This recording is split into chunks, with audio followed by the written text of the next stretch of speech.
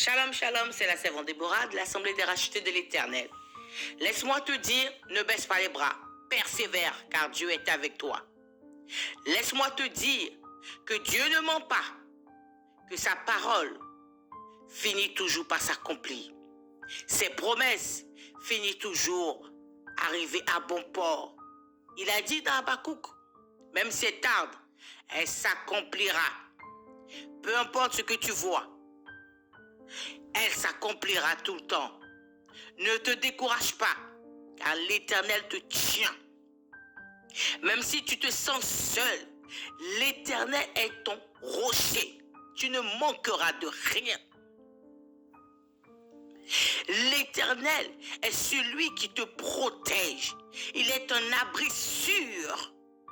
Sois-en convaincu. Peu importe ce que tu vois, continue le chemin. Ne t'arrête pas sur le chemin de ta victoire. Car nous sommes des victorieux, car Christ a dit à la croix, tout est accompli. Et l'accomplissement de sa parole a été déjà proclamé au ciel. Et il suffit simplement d'attendre la matérialisation de cette promesse dans ta vie. Sinon, tu es déjà une promesse de Dieu. Tu es déjà une victoire de Dieu. Quand Dieu te regarde, il voit en toi une victoire. Car Christ vit en toi, ce n'est plus toi qui vis. La Bible dit dans les Actes des Apôtres, le passage 9, la Bible dit Paul, on va dire Saul à l'époque, avant qu'il soit converti en Christ, qu'il ait confessé, qu'il ait reçu le baptême par Ananias. Qu'est-ce que la Bible dit? Que Paul a été aveuglé, ébloui par la présence du Seigneur Jésus-Christ. N'est-ce pas? Mais est-ce que Paul était obligé de suivre les recommandations de Christ, peuple de Dieu?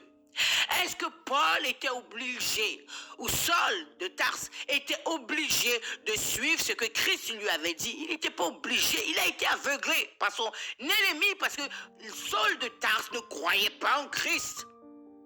La preuve, il allait à Damas persécuter les élus de Dieu. Peuple de Dieu, je vais encourager quelqu'un.